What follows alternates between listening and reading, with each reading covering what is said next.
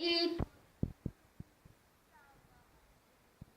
kao što znate, ja bih htio promijeniti ime i to, ako mi možete napisati u komentarima, to su mi preporučili super igrači, to je sada koji snima Leo, i to je njegovo pravo ime. Eto,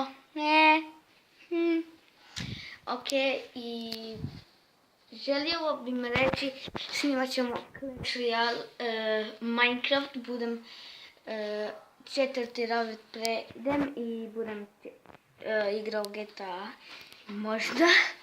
I sa Lejom bomo snimali isto. I Call of Duty će biti. I Call of Duty će biti još više.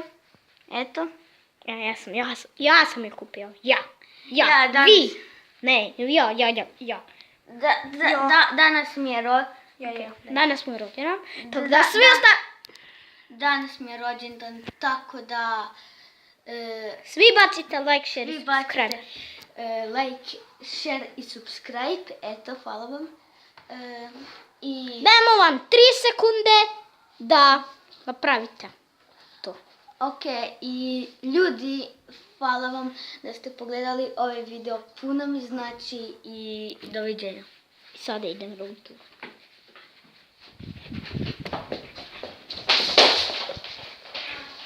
To smo... A di si Miki? Ne, Max. Za kraj? Pozdrav baš svima i nema proštačenja u chatu i razgovaranja političkih tema. Tako da to bi bilo sve što se tiče u ovom videu. Ćao.